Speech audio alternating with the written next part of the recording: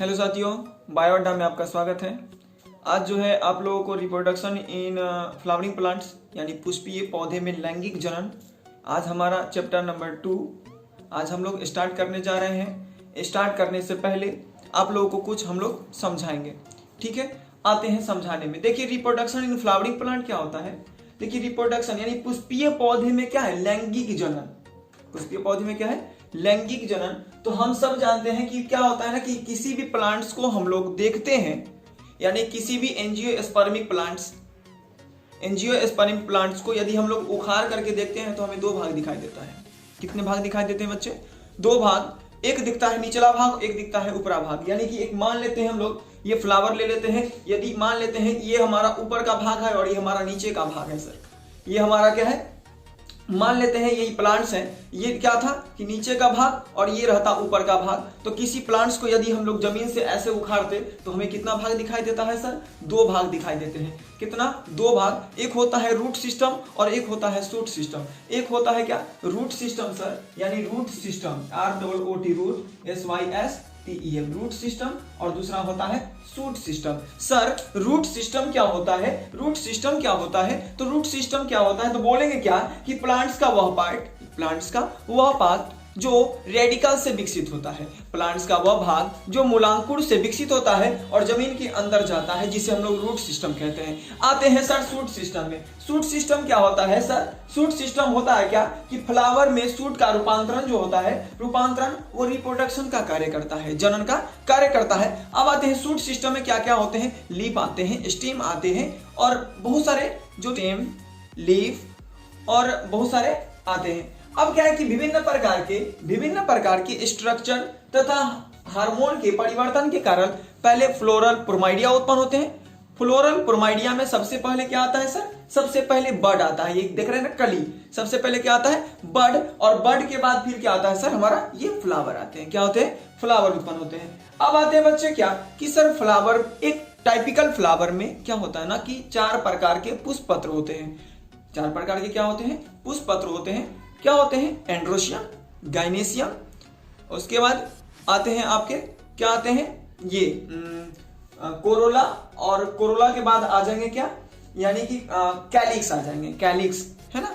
अब क्या है बच्चे क्या कि सर क्या फ्लावर में मेल और फीमेल पार्ट भी होते हैं? हाँ सर, फ्लावर में मेल और फीमेल पार्ट भी होते हैं। सर फ्लावर के मेल पार्ट को एंड्रोशियम कहते हैं और फीमेल पार्ट को गाइनेशियम कहते हैं। फ्लावर के फीमेल पार्ट को क्या बोलेंगे? जायांग या गाइनेशियम कहते हैं, और फ्लावर के मेल पार्ट को एंड्रोशियम कहते हैं।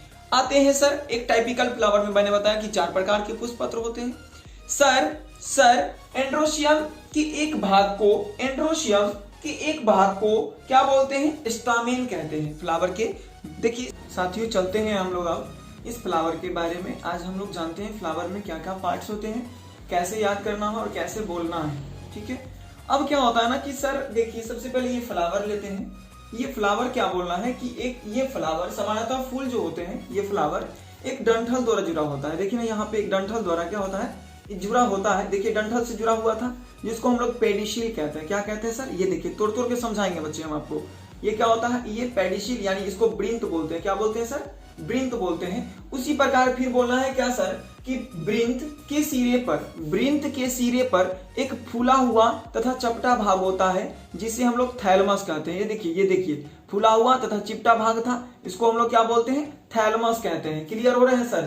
थैलमस या पुष्पासन कहते हैं। अब क्या है बच्चे कि थैलमस के ऊपर एक निश्चित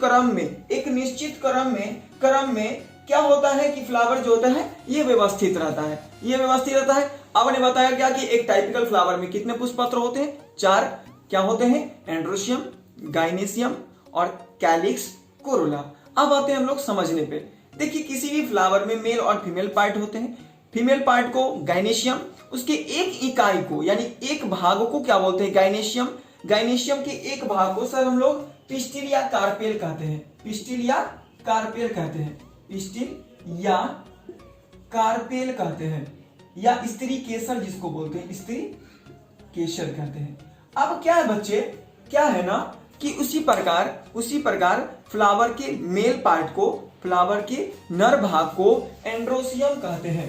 क्या कहते हैं बच्चे? एंड्रोसियम कहते हैं। एंड्रोसियम कहते हैं। उसके एक इकाई को स्टामेन या पुंकेसर कहते हैं। क्या कहते हैं सर? पुंकेसर कहते हैं। क्लियर हो रहे हैं?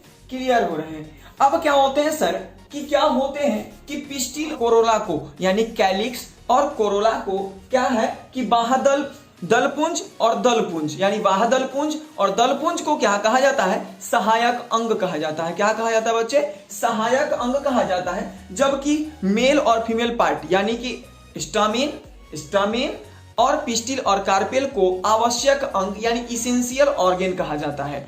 बच्चे सहायक अंग जो होते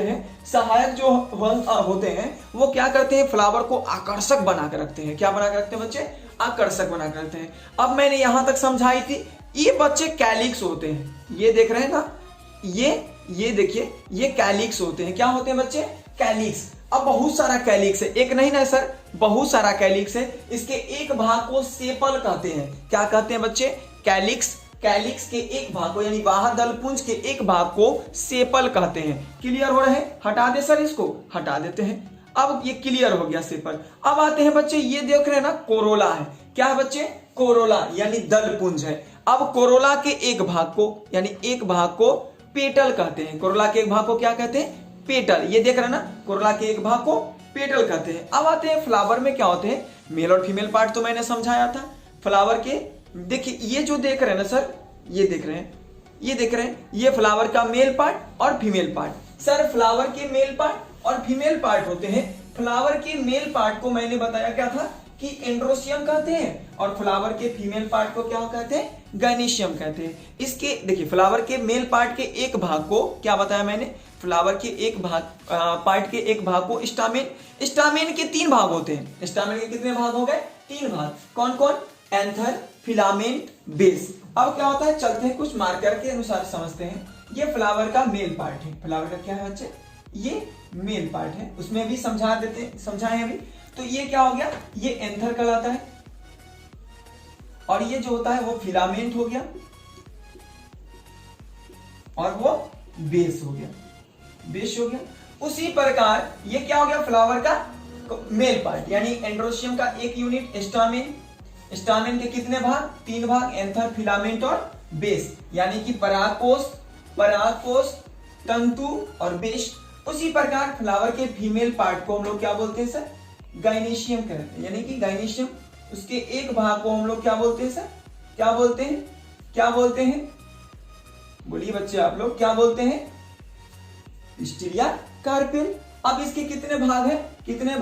3 भाग इसके भी होते हैं। क्या? स्टिग्मा,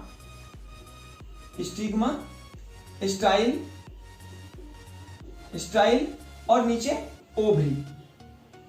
ओवरी और इसके अंदर क्या मौजूद होता है? Ovule, OVULE। सर क्या मौजूद होता है? ओव्यूल। देखिए पसीना आ रहा है। क्या है ना? ओव्यूल। यानी स्टिग्मा को सर वर्तिकाग्र कहते हैं और स्टाइल को क्या बोलते हैं हम लोग? वर्तिका, और इसको अंडाशय और इसको बीजांड बोलते हैं। सर बेसिक कंसेप्ट में यही रहा और कल से क्या होगा अगले सेक्शन से कि हमारा चैप्टर बाय चैप्टर चलते रहेगा। ये आगे चलते रहेगा। ये आप समझ में आ गए। ये पेडिशिल यानी ब्रीथ, ये थैलमस यानी पुष्पासन, ये कैलिक्स के एक भाग को क्या कहते हैं? सेपल, इसके एक भाग को सेपल।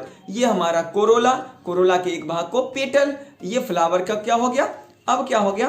फ्लावर के मेल और फीमेल पार्ट हो गए। फ्लावर के मेल पार्ट को क्या बोलते हैं बच्चे? एंड्रोसियम यानी पुमंग के एक भाग को क्या बोलेंगे? पुमंग के एक भाग को स्टामेन। पुंकेसर के कितने भाग? 3 भाग। कौन कौन?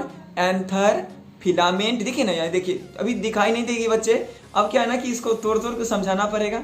देखिए इसमें बहुत सारे भाग आते हैं, 3 भाग आते हैं यानी एंथर, फिलामेंट और बेस। उसी प्रकार फ्लावर के देखिए फीमेल पार्ट, देखिए ये चिपचिपा पदार्थ देखिए यहाँ चिपका। हाँ, ये फ्लावर का क्या है? Female part. यानी क्या हो गया? इसके फ्लावर के फीमेल पार्ट को गैनेशियम, इसके एक भाग को क्या बोलेंगे? पिस्टिल या कार्पेल। के कितने भाग होते हैं? 3 भाग। स्टिग्मा, स्टाइल और ओवरी। वर्तिका, अंडाशय के अंदर क्या? बीजांड होते हैं। हमें लगता होगा कि आपको समझ में आ रही होगी। यदि बच्चे समझ में मेरी बात आई होगी तो लाइक, सब्सक्राइब, कमेंट जरूर करें, है ना? और एक लाइक बनता है।